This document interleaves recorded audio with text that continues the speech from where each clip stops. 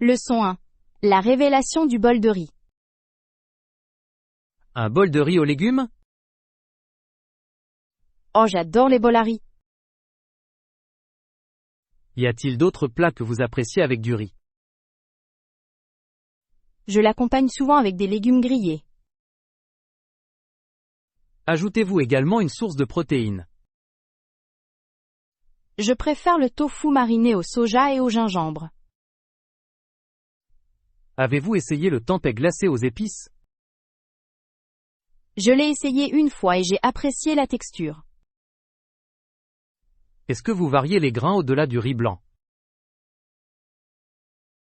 J'utilise du riz brun et parfois de l'orge à grains courts. Le choix des céréales change-t-il beaucoup la saveur? Les différentes céréales modifient la texture et la valeur nutritive. Est-ce que vous préparez des sauces à partir de zéro la plupart du temps? Je prépare des vinaigrettes simples avec des agrumes et de l'huile de sésame. Incluez-vous des aliments fermentés pour plus de profondeur? J'ajoute du kimchi ou des concombres marinés de temps en temps. Faites-vous cuire le riz dans un cuiseur à riz ou sur la cuisinière? J'utilise un cuiseur à riz pour obtenir des résultats constants. Rincez-vous le riz avant de le faire cuire? Je rince toujours pour éliminer l'excès d'amidon. Est-ce que vous assaisonnez le riz pendant la cuisson? J'ajoute parfois une feuille de laurier ou un peu de vinaigre. Garnissez-vous les bols d'herbes fraîches? De la coriandre fraîche et de la ciboulette égayent le plat. Considérez-vous que la présentation est importante pour YouTube? La présentation attire les spectateurs et signale l'attention. Filmez-vous des plans aériens pour plus de clarté? Les plans aériens montrent bien les couches et les textures. Discutez-vous de la nutrition pour votre public? Les conseils nutritionnels ajoutent une valeur éducative au contenu. Les spectateurs préfèrent-ils les recettes rapides ou les longs récits? Beaucoup préfèrent des recettes concises avec des étapes claires. Utilisez-vous les tendances des influenceurs pour vous inspirer des recettes? Les saveurs tendances peuvent stimuler l'engagement de façon spectaculaire. Cette approche peut-elle parfois sembler inauthentique? Peut-être, si les tendances l'emportent sur les goûts personnels. Comment conciliez-vous tendance et authenticité? J'adapte les tendances à mon style et j'explique les choix. Pensez-vous que la controverse peut augmenter le nombre de points de vue? La controverse peut susciter l'intérêt, mais elle peut nuire à la confiance. Discuter des recettes traditionnelles par rapport aux recettes modernes serait-il controversé? Les débats sur l'authenticité suscitent souvent des discussions animées. Incluez-vous le contexte culturel dans la présentation des plats? Le contexte témoigne du respect et permet de mieux comprendre le public. Avez-vous déjà été confronté à des réactions négatives pour une recette de fusion? Autrefois, un plat fusion a bouleversé les puristes dans les commentaires. Comment avez-vous répondu aux critiques? J'ai expliqué l'inspiration et invité au dialogue avec respect. Cette réponse a-t-elle calmé la controverse? Cela a réduit l'hostilité et a donné lieu à des échanges constructifs. Est-ce que vous encouragez les spectateurs à essayer des variantes? J'encourage l'expérimentation à l'aide de directives claires. Proposez-vous des substituts au régime restreint? Je présente des alternatives sans gluten et à faible teneur en sodium. Parlez-vous de conseils d'achat et de budgétisation? Les conseils budgétaires rendent les recettes accessibles à un plus grand nombre de spectateurs. Fournissez-vous des estimations de calendrier et de préparation? Les estimations de temps aident les spectateurs à planifier efficacement. Incluez-vous un segment sur les compétences en matière de couteau. Les compétences de base en matière de couteau augmentent la sécurité et l'efficacité. Faites-vous la démonstration de techniques de marinage. Je montre comment faire mariner pour un maximum de saveur, en un minimum de temps. Suggérez-vous des options de préparation de repas pour les apprenants pressés. La préparation des repas assure la cohérence de la langue et de la pratique culinaire. Associez-vous les étapes de la recette à des explications de vocabulaire? La cartographie du vocabulaire facilite naturellement l'acquisition du langage. Créez-vous des sous-titres à L, écran pour les apprenants. Les légendes renforcent la compréhension et la prononciation. Recommandez-vous les ustensiles de cuisine les plus importants? Un couteau bien aiguisé et une bonne poêle font toute la différence. Est-ce que vous donnez des conseils de plaquage pour un attrait visuel? Des règles de composition simples améliorent la perception du spectateur.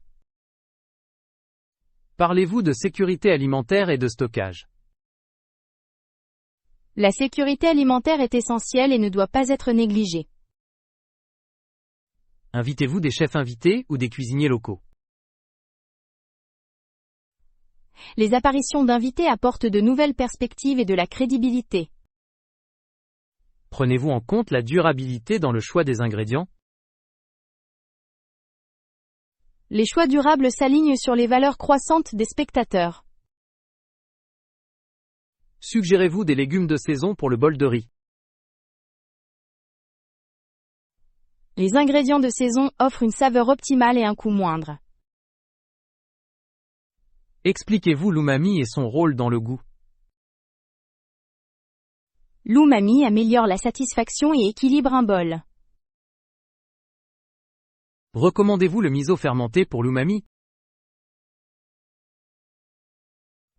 Le miso ajoute de la profondeur et des probiotiques bénéfiques. Modélisez-vous la mise en place étape par étape? La mise en place simplifie la cuisson et réduit le stress. Proposez-vous des options d'assemblage à froid et à chaud? Les deux méthodes d'assemblage s'adaptent à différents climats et préférences. Incluez-vous une version hypocalorique ou gourmande? L'offre d'options répond à divers objectifs de public. Parlez-vous des allergies et de la contamination croisée? Des notes claires sur les allergies protègent les spectateurs vulnérables. Fournissez-vous un nombre approximatif de calories? Les estimations caloriques aident les spectateurs à planifier leur alimentation. Créez-vous des fiches de recettes imprimables pour les abonnés? Les cartes imprimables améliorent la facilité d'utilisation et la rétention. Faites-vous des tests de goût devant la caméra? Les tests de dégustation renforcent l'authenticité et la confiance des spectateurs. Demandez-vous aux spectateurs de proposer leur version? Les contributions des spectateurs favorisent l'engagement et la communauté. Répondez-vous aux commentaires pour établir un lien?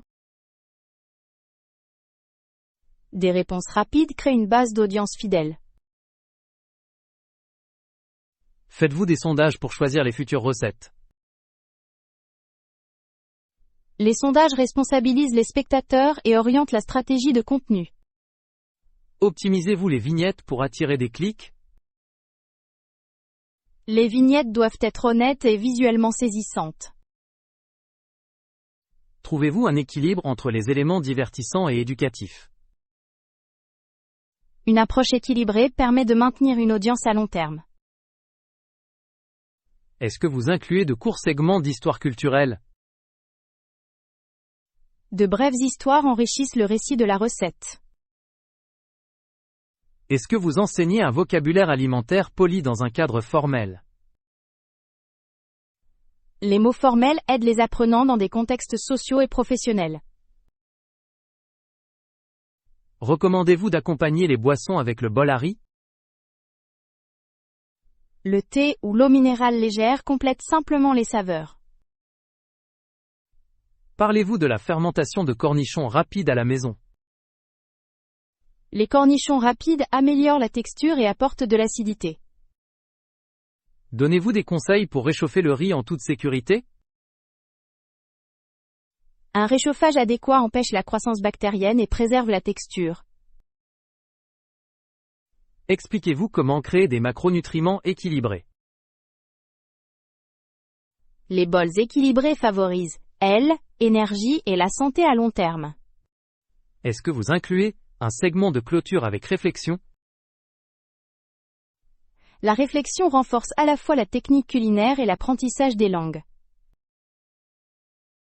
Pensez-vous qu'une légère controverse sur l'authenticité y contribue? Elle peut attirer l'attention, mais elle doit être traitée avec respect.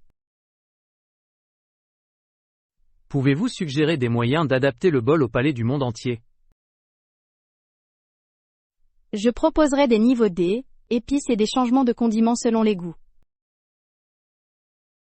Pensez-vous que la diffusion de cuisine en direct peut être risquée? Les diffusions en direct augmentent l'instantanéité mais réduisent le contrôle. Allez-vous préparer un plan de secours en cas de problème technique? Une sauvegarde garantit la continuité et préserve la confiance du public.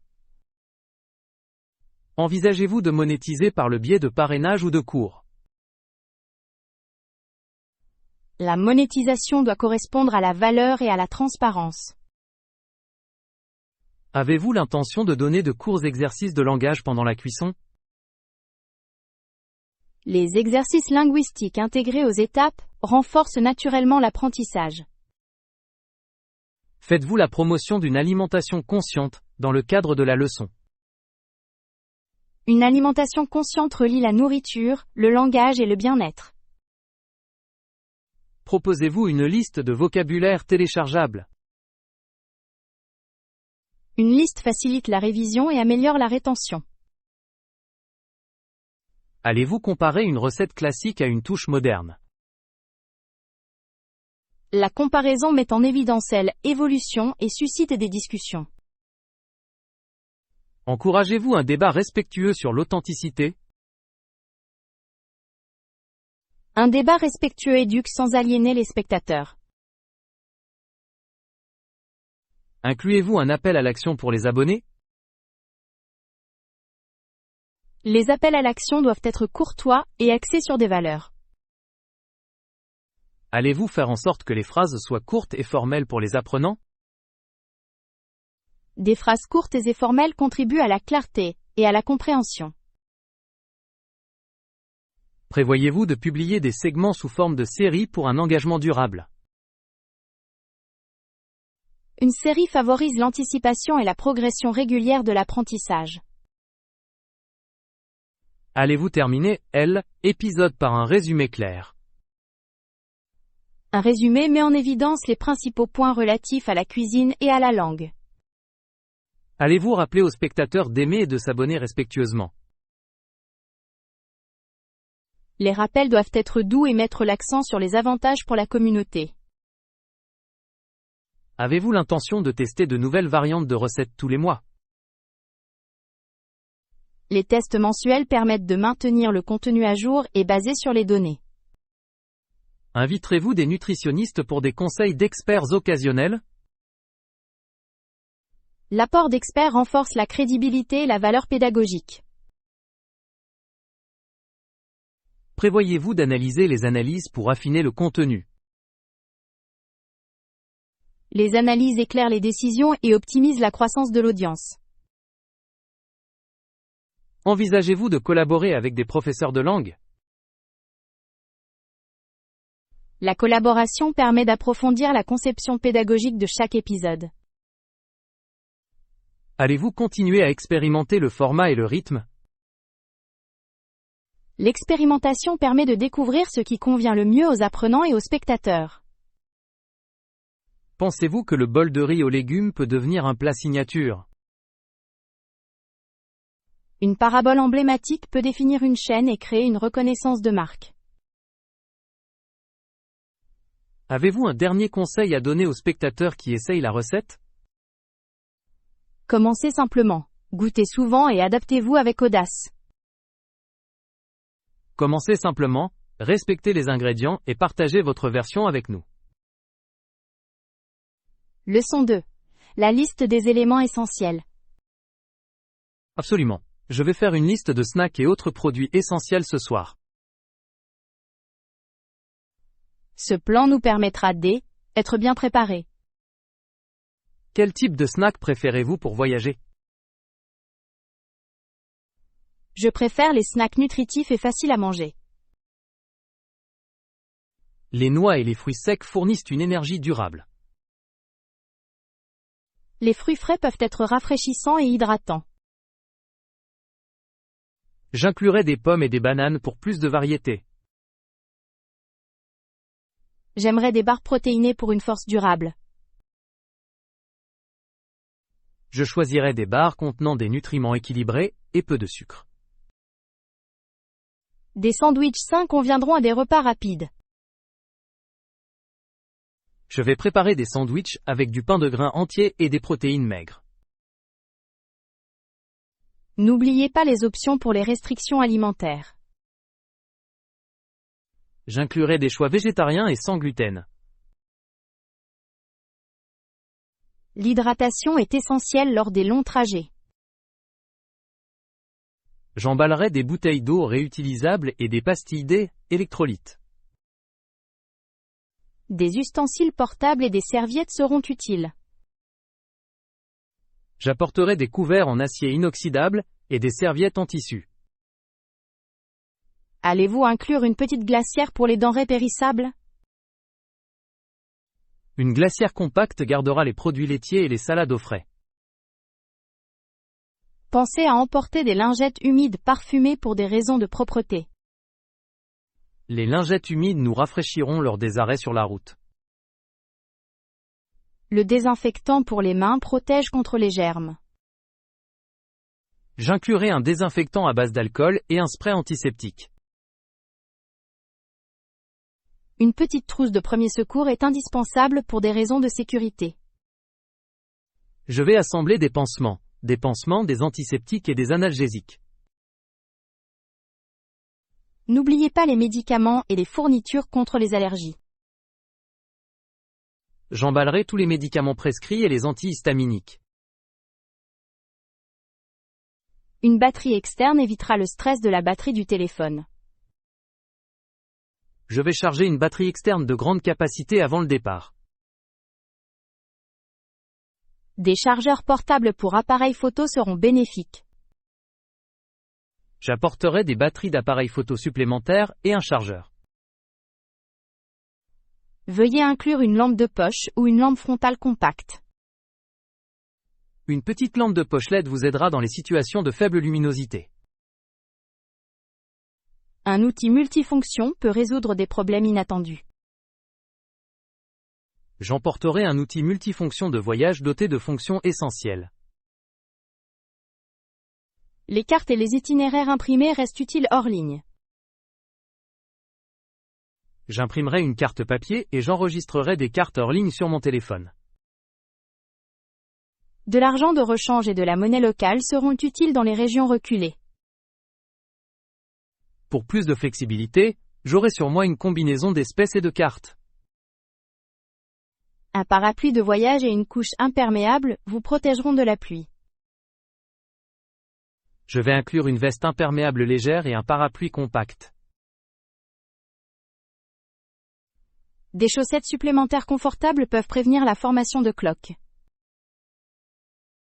J'ajouterai des paires supplémentaires de chaussettes respirantes à la liste. Un oreiller de voyage améliorera le repos pendant les longs trajets. J'apporterai un coussin gonflable pour la nuque pour plus de commodité. Des bouchons d'oreilles et un masque pour les yeux vous aideront à bien dormir. J'emballerai les deux pour favoriser un repos de qualité dans des endroits inconnus. Allez-vous inclure un petit kit de couture pour des réparations rapides? Je vais inclure un kit de couture compact avec du fil et des aiguilles. Un bloc-notes et un stylo permettront de prendre des notes rapides et de tenir un journal. J'apporterai un carnet durable et un ensemble de stylos. Des jumelles compactes peuvent améliorer l'observation des paysages. J'emporterai des jumelles légères pour la faune et les paysages.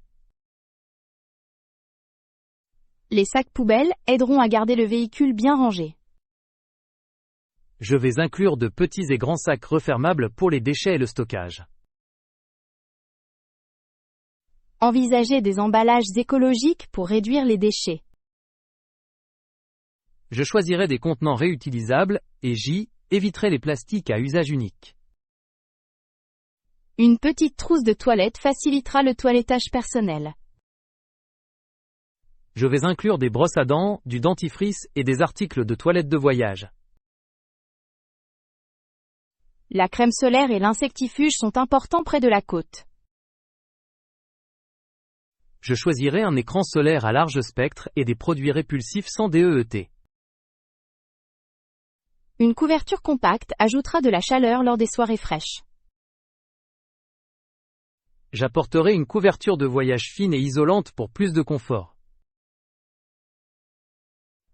Une carte des services d'urgence locaux peut être rassurante. Je noterai les numéros d'urgence et les centres médicaux à proximité. Allez-vous préparer une liste de contrôle pour vérifier les articles avant notre départ? Je créerai une liste de contrôle détaillée, et je cocherai les articles au fur et à mesure de l'emballage. Le partage de la liste de contrôle nous aidera à coordonner les responsabilités. Je partagerai la liste de contrôle et attribuerai des éléments à chacun d'entre nous. La planification de collations et de produits essentiels peut réduire le stress pendant le voyage. Une préparation minutieuse nous permettra de profiter pleinement du voyage.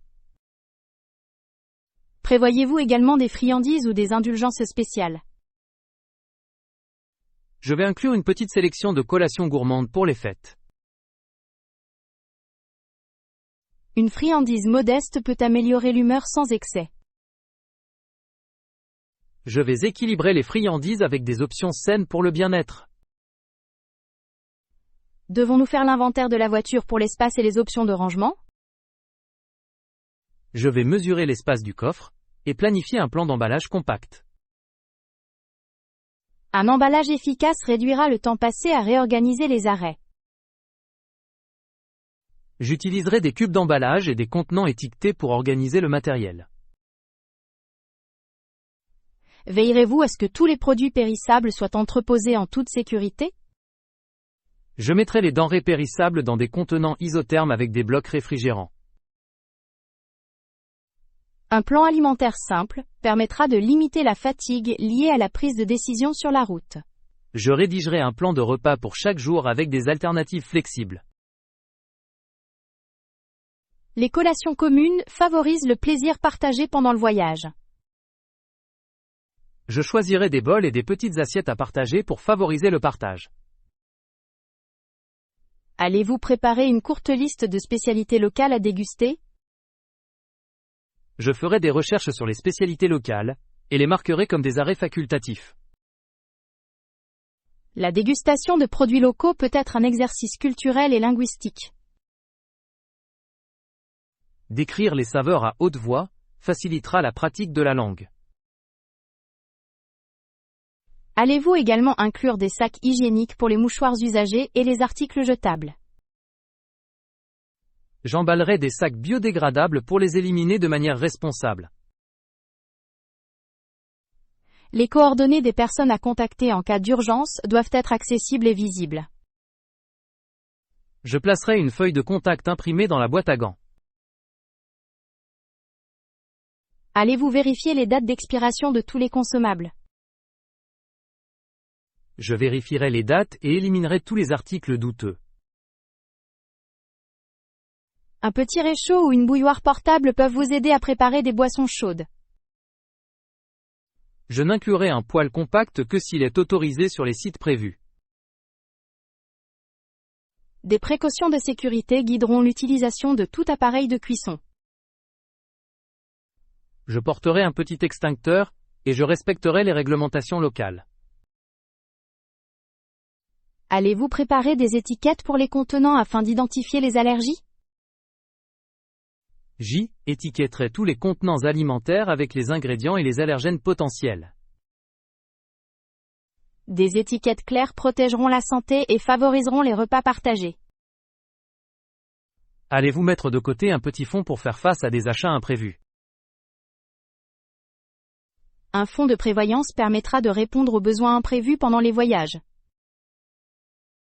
Je vais allouer un modeste budget d'urgence et tenir des registres. Devons-nous préparer un sac de divertissement compact pour les pauses? J'emballerai un petit sac avec des cartes, des jeux de voyage, et un roman. Les activités de groupe peuvent approfondir la conversation et l'utilisation de la langue. Je vais concevoir de courts jeux linguistiques auxquels jouer pendant les arrêts. Allez-vous confirmer la disponibilité de la réfrigération dans nos hébergements? J'appellerai à l'avance pour confirmer les options de réfrigération et de stockage. La communication avec les hôtes permettra d'éviter les surprises de dernière minute. J'enverrai un message concis pour confirmer notre heure d'arrivée et nos besoins. Allez-vous faire en sorte que les restes soient entreposés dans des contenants propres? J'apporterai des contenants hermétiques pour conserver les restes en toute sécurité. Une inspection finale de tous les articles avant le départ permettra de s'assurer qu'ils sont prêts. J'effectuerai une inspection complète à l'aide de la liste de contrôle, et je confirmerai qu'elle a été complétée. Leçon 3. Choix du café et culture. Cappuccino et latte. Je vais prendre un cappuccino, et vous? Je choisirai un café au lait pour sa texture onctueuse. Qu'est-ce qui te plaît le plus dans un café au lait? J'apprécie le lait crémeux et la saveur subtile de l'espresso. Qu'est-ce qui vous plaît dans un cappuccino? Je préfère la mousse équilibrée et la présence plus forte de café. Envisagez-vous des substituts du lait lors de votre commande? Je demande souvent du lait d'avoine pour sa saveur et sa durabilité. Le choix du lait modifie-t-il le caractère du café? Cela modifie la sensation en bouche, et parfois la sensation de douceur perçue. Avez-vous remarqué une tendance vers les cafés artisanaux? Les cafés artisanaux mettent l'accent sur l'origine, la torréfaction et l'artisanat brassicole. Les cafés de la troisième vague influencent-ils les goûts du grand public? Ils ont popularisé les grains d'origine unique et le brassage précis. Ces tendances auront-elles une incidence sur les prix des cafés de quartier? Les hausses de prix font souvent suite à une amélioration de la qualité et à une spécialisation accrue. La hausse des prix pourrait-elle restreindre l'accès à un café de qualité? Cela pourrait créer des inégalités dans les expériences culturelles quotidiennes. Est-il controversé de facturer des tarifs plus élevés pour les boissons simples? Les débats sur les prix impliquent des facteurs liés à la valeur, à la main-œuvre et à la chaîne d'approvisionnement. Faites-vous des recherches sur l'origine des haricots avant de les acheter? Je lis parfois des notes de torréfaction pour comprendre les attentes en matière de saveur. L'origine des haricots influence-t-elle des préoccupations éthiques telles que le commerce équitable? L'origine influe sur la responsabilité sociale et les moyens de subsistance des agriculteurs. Les consommateurs doivent-ils donner la priorité au café issu de sources éthiques? L'approvisionnement éthique soutient une agriculture durable et des salaires équitables. Les consommateurs peuvent-ils vérifier les allégations éthiques des marques? La vérification nécessite des certifications et des chaînes d'approvisionnement transparentes. L'ambiance des cafés est-elle une des raisons pour lesquelles les gens choisissent les cappuccinos? L'ambiance améliore l'expérience sociale et sensorielle du café. L'art du café au lait et sa présentation sont-ils importants pour le client moderne? L'artisanat visuel peut signaler une compétence et ajouter à la valeur perçue. L'art du latte est-il une compétence significative ou simplement décoratif? C'est à la fois une compétence esthétique et un signe de formation de barista. L'obsession de la présentation pourrait-elle détourner l'attention du goût? Une trop grande importance accordée à l'apparence peut parfois masquer une mauvaise extraction. Préférez-vous une base d'espresso plus forte ou plus douce? Je préfère un espresso plus doux qui se marie bien avec le lait. Trouvez-vous que les cappuccinos conviennent mieux au petit déjeuner? Les cappuccinos se marient bien avec les pâtisseries du matin et les repas légers. Les lattes sont-ils plus adaptables en tant que boisson diurne? Les lattes conviennent aux conversations prolongées et aux séances de travail décontractées. La culture du café doit-elle respecter ouvertement les préférences individuelles? Le respect des préférences favorise des espaces café inclusifs et diversifiés.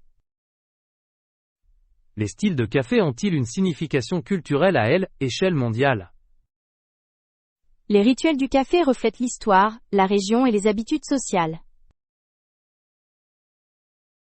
La culture de l'espresso et celle du café filtre se heurtent-elles parfois? Ils mettent l'accent sur différentes valeurs, intensité par rapport à la clarté. Cet affrontement pourrait-il devenir un débat polarisant parmi les passionnés? Des débats animés ont lieu, mais alimentent souvent la curiosité et l'innovation. Le café instantané et le café de spécialité sont-ils jugés injustement? Le café instantané est stigmatisé malgré la commodité et l'accessibilité du service. La commodité doit-elle être reconnue comme un choix légitime? La commodité favorise les vies bien remplies et peut être une option pratique. Pensez-vous que les réseaux sociaux ont mis en avant certaines tendances en matière de café? Les plateformes sociales amplifient l'esthétique et créent des tendances rapides. Le battage médiatique peut-il mener à des modes non durables en matière de consommation de café? Les effets de mode peuvent provoquer du gaspillage et des pressions d'alimentation de courte durée. La durabilité est-elle une préoccupation pressante pour les cafés d'aujourd'hui? De nombreux cafés adoptent le compostage, le recyclage et l'approvisionnement éthique. Les clients accepteront-ils des prix légèrement plus élevés pour les pratiques écologiques? Certains le feront, si la transparence et la valeur accompagnent les coûts. Croyez-vous que la formation des baristas devrait inclure une formation en matière d'éthique? La formation en matière d'éthique renforcerait les normes et la responsabilité de l'industrie.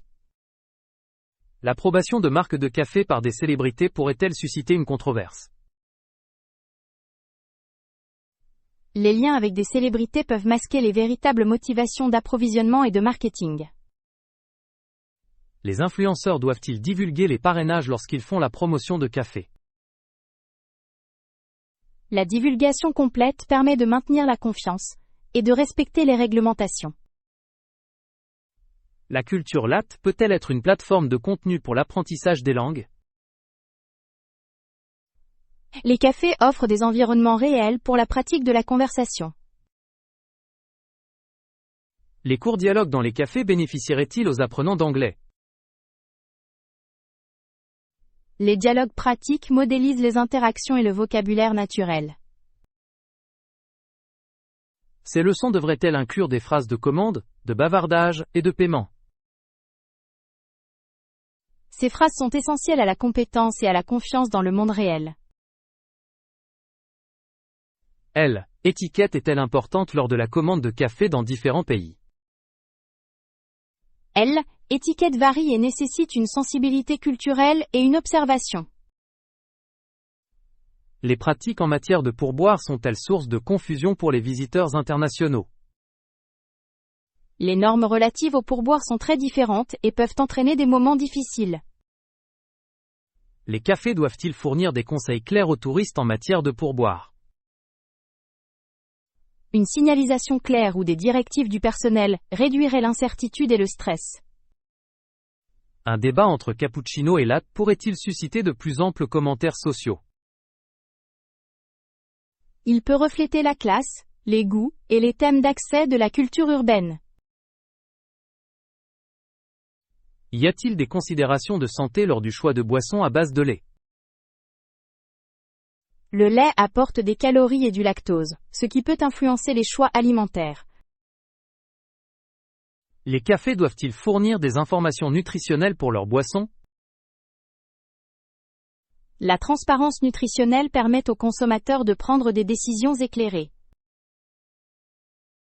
Les options à teneur réduite en sucre deviendront-elles plus courantes dans les cafés? La demande pour des options personnalisées et à faible teneur en sucre augmente.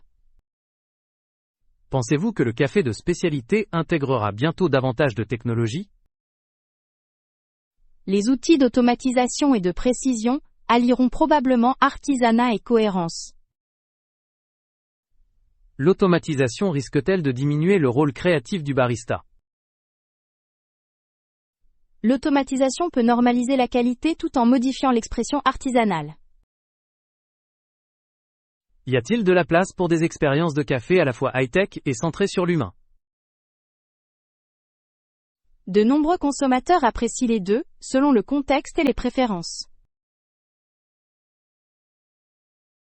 Les événements communautaires organisés dans les cafés devraient-ils promouvoir autre chose que la vente de café? Les événements communautaires peuvent favoriser l'apprentissage, la culture et les réseaux locaux. Les coffee shops pourraient-ils devenir des plaques tournantes pour les rencontres des échanges linguistiques? Ce sont des lieux naturels pour la pratique informelle et les échanges culturels. Les leçons de vocabulaire du café attireront-elles les apprenants de langue en ligne? Les leçons sur le thème du café allient intérêt et application pratique. Les créateurs doivent-ils être attentifs à l'appropriation culturelle du contenu du café? La pleine conscience prévient les fausses déclarations et respecte les communautés sources. Est-il controversé de qualifier certains styles de café de supérieurs? Les hiérarchies du goût peuvent aliéner et rejeter diverses pratiques. Comment le contenu peut-il rester à la mode, tout en respectant la culture? Une présentation dynamique avec contexte factuel et respect suscitera l'intérêt des spectateurs. Allez-vous commander un cappuccino maintenant pour le comparer à mon latte? Je le ferai.